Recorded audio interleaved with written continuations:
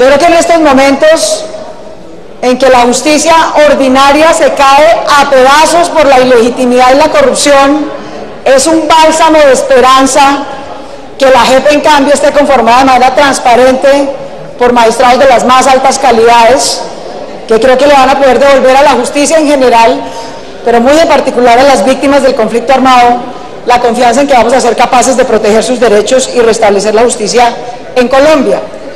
Lamento mucho el saboteo de frente del señor presidente de la Cámara y de su partido Cambio Radical para dilatar este proceso, para que no pudiéramos haber empezado esta discusión con mucho más tiempo, que evidentemente lo necesitaba. Es increíble que sigamos aquí presos de las triquiñuelas políticas y los mandados de su jefe para dilatar procesos que son cruciales para el país. En tercer lugar, quisiera agradecer y reconocer el trabajo de los ponentes. Este es un proyecto largo, dispendioso, difícil, complejo, y estoy segura que ellos, de la mejor buena voluntad, tanto el doctor Serpa como el doctor Penagos, hicieron el mejor esfuerzo por revisar y mejorar el proyecto del gobierno, y además, por lo que he escuchado aquí, por llegar a una concertación con las diferentes instituciones. Sin embargo, doctor Serpa, doctor Penagos, apreciados colegas, este proyecto trae unos vacíos que son francamente inaceptables y preocupantes.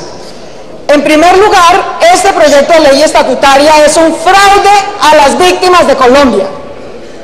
No es que sea poco, no es que sea escaso, no es que se quede corto, es que es un fraude de frente. Es un proyecto que le quita a las víctimas, y en eso qué bueno estar de acuerdo, aunque sea en algo, con el doctor Rangel del Centro Democrático. Le quita a las víctimas derechos elementales. ¿Cómo así que las víctimas no van a poder interponer recursos? ¿No van a poder apelar las decisiones y sentencias de la JEP? Este proyecto de ley estatutaria deja a las víctimas sin derechos y pintadas en la pared frente a sus victimarios. Y es completamente inaceptable, es absolutamente inconstitucional que así se haga. Nosotros hemos radicado, la bancada de la Alianza Verde, 26 proposiciones. Casi la mitad tiene por objeto corregir este despropósito de desconocer y violar los derechos de las víctimas. Y debe hacerse en diferentes artículos. No voy a entrar en el detalle por razones de tiempo y para no agotarlos. Pero van desde cosas profundas, digamos, ya existe una categoría. Si, como dijo el doctor Penagos, lo que les preocupa es cómo organizar la representación de las víctimas, porque puede ser desde 1 hasta 10.000 interponiendo recursos, eso se puede solucionar muy fácil, doctor Penagos. Primero, existe un antecedente en nuestra legislación y en la jurisprudencia de darle a las víctimas el carácter de interveniente especial, lo cual le concede unos derechos y unos procedimientos. Segundo, así como la Procuraduría tiene la posibilidad de intervenir en los procesos de la JEP, se le puede dar, y de hecho esa es otra de nuestras proposiciones, la función a la Procuraduría de que organice esquemas de representación colectiva de las víctimas, para que no tenga que ser una a una individualmente, caso a caso.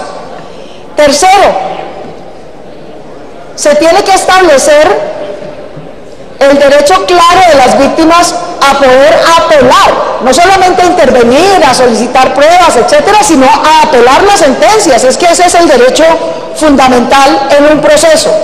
Las sentencias que hayan producido las salas. Yo entiendo, digamos, que no quisieron incluir el tribunal como sentencia apelable para que el sistema pueda tener cierre jurídico, eso lo comparto, pero que ni siquiera en las decisiones de las salas se puedan apelar, sería absurdo.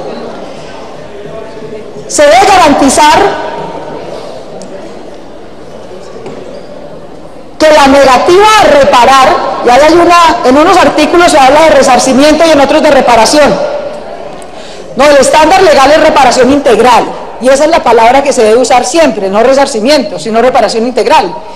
Y además se debe establecer que la negativa a esa reparación de cualquiera que se someta a la JEP debe ser causal de pérdida del tratamiento especial. Ese es un punto clave. Ahora bien, hay otras cosas de procedimiento, son unas ocho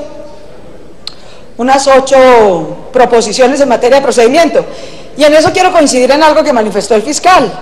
Yo no sé si fue un error, digamos, en la digitación, pero es completamente absurdo que se diga que se podrán suspender las penas. O sea, van a la JEP, que de entrada ya tiene penas reducidas de 5 a 8, y además dicen que cuando se las impongan, se las podrán reducir parcial o totalmente, o sea, dejarlo sin penas. Entonces, ¿a qué fueron a la JEP?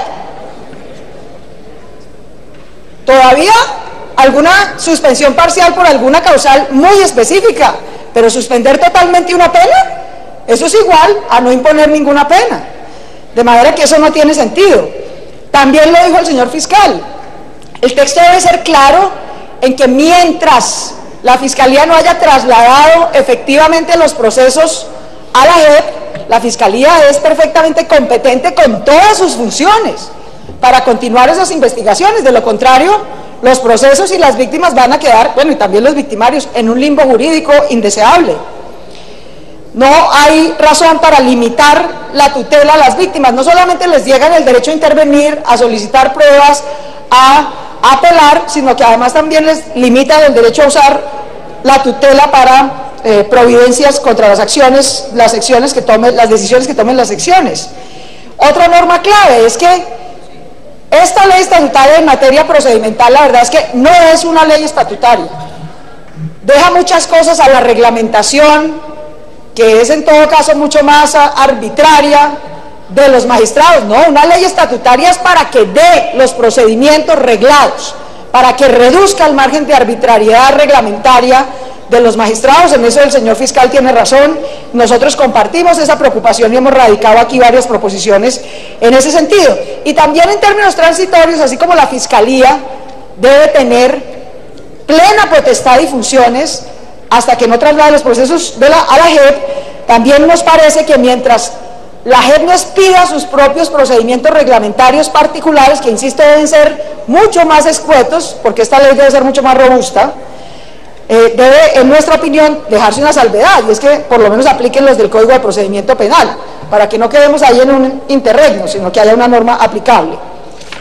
Por último, dos temas muy importantes. Un tema en el que la Alianza Verde ha insistido reiteradamente y en el que el gobierno y los ponentes siguen errando y exponiendo a los miembros de nuestra fuerza pública. La normatividad aplicable y los criterios establecidos en esta ley en materia de responsabilidad de mando exponen, primero le dan ventajas al tratamiento de responsabilidad de mando de las FARC comparado con el que le dan a los militares. Eso es inaceptable. Pero además desconocen las normas internacionales aplicables tanto para los unos como para los otros, y les dan un tratamiento que no es conforme al Estatuto de Roma a los miembros de la fuerza pública. Yo vuelvo a reiterar desde este estrado, la Alianza Verde aspira a gobernar a Colombia, y por lo tanto no le va a ofrecer a los miembros de la fuerza pública cosas inconstitucionales e ilegales que no les puede cumplir.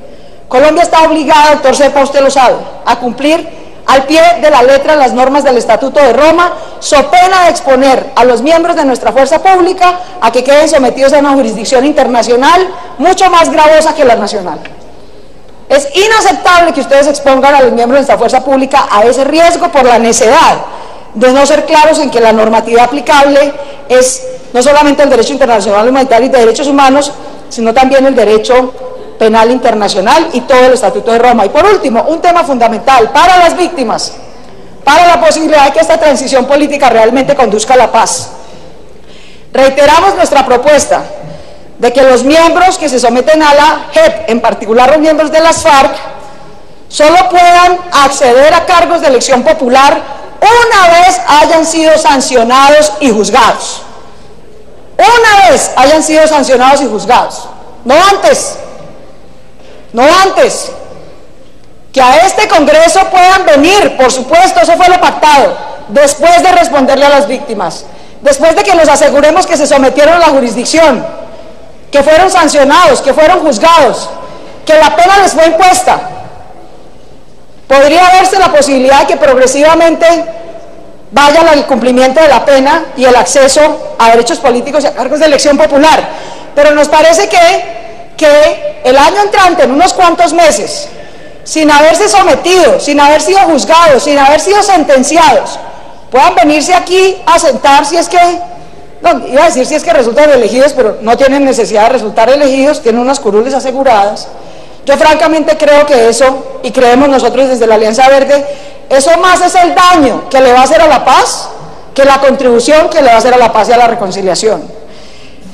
Los colombianos todos y las víctimas en particular hemos sido profundamente generosos en este proceso de paz, profundamente generosos, pero algo va de la generosidad al abuso, y permitir que sin juzgamiento y sin sanción, por lo menos eso, sin juzgamiento y sin sanción, puedan adquirir plenamente o retomar nuevamente sus derechos políticos, nos parece un abuso a la generosidad y reconciliación de la sociedad y un desconocimiento a los derechos fundamentales de las víctimas.